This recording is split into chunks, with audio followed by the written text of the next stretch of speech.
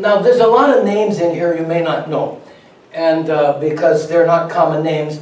And if anybody says, oh yes, I know him, most of them have been dead 400 to 700 years, so don't try that one. It's an article about the resurrection, and it is the most attested fact in history. There, in fact, have been numerous atheists that set out to prove the resurrection didn't happen, and they ended up becoming Christians. I could name a whole bunch of them. Lawyers, journalists, and everything. But this article, I thought, captured a lot, so I'll read it quickly. And I'll give credit to the author, Scott Powell. There are many religions with different founders and prophets, and teachers going back thousands of years, but only one of them, this is all true, Christianity has a founder who professed to be the Messiah, the Son of God. Who provided irrefutable proof of who he was by conquering death through the resurrection. Today is the celebration of Christ's resurrection.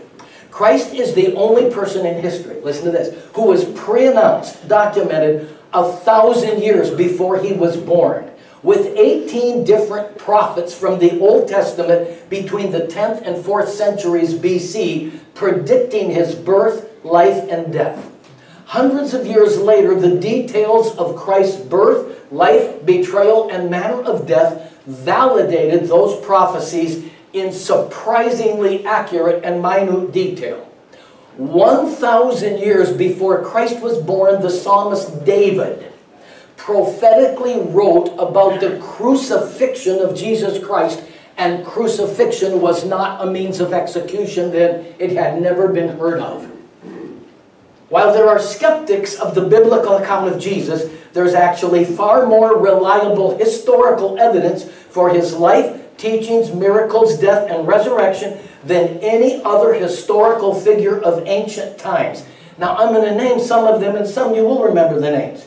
So think about documentation of a person's life. Who doubts that Alexander the Great was born? He lived some 350 years before Christ.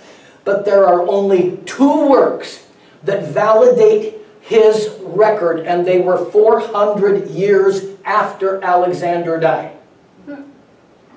Keeps going. Virgil and Horace. Who have heard of those? Horace, author, poets, Virgil. Virgil and Horace, both of whom lived within a generation of Christ, were written more than 4 centuries. Their records, the manuscripts to prove they lived, were written more than 4 centuries after they lived. That's a long ways away from the actual event. Yet no one doubts that Virgil and Horace lived. Their works are known. Pliny Secundus wrote on natural history, and Arrian wrote, and they wrote, let's see, their works were written on, or their documentation was 700 years before there was written record of their lives. But they were historians. No one doubts they lived. Listen to this now. Original copies. There are 1,000 times more manuscripts, original copies of the Bible. 1,000, not 1,000 manuscripts, we'll get to that. 1,000 times more than any second place. There's 25,000 documents found over hundreds of thousands on the life of Christ, including a Josephus who was a historian and not a Christian that lived and verified the life of Christ. Here's second place. 25,000 original records of Christ's life. The next closest is the Iliad by Homer, and that was 1800. Less than a tenth of what there is to prove the life of Christ. So when people say, well, how do we know? It's the most documented. Now here's the thing. We know the historical Jesus. How do we know him? We know him, first of all, through 4 different accounts in the Gospels. Matthew, Mark, Luke, and John. They weren't written hundreds of years after to be made up stories. They walked with him. They were written within a generation. Mark also was a teenager when Jesus walked. He was an eyewitness. He wrote. Luke the doctor learned from Paul.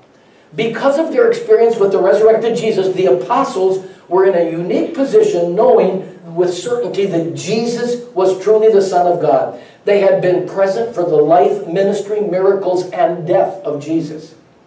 If the claims about Jesus were a lie, the apostles would have known it. That's why their commitment to their testimony was so powerful and compelling. Additionally, the apostles' willingness to die for their claims has tremendous evidential value, confirming the truth of the resurrection. And please listen to this statement. No one will die for something they know is a lie or they invented. Nobody's ever died for something they know is a lie. They have died for something they thought was truth. They were misled, but these guys all were martyred and refused to take back their story because it was the truth. They were willing to die. All of them. Only one of the 12, even the one that replaced Judah, 11 of them were all persecuted and martyred. John died in exile on the Isle of Patmos. So seeing, talking to, and touching the risen Jesus transformed the apostles who committed the rest of their lives to educate and advocate for the truth about the message of salvation. It turns out that the resurrection is one of ancient history's most carefully scrutinized and best attested events. The resurrection is real, and it changes everything, folks.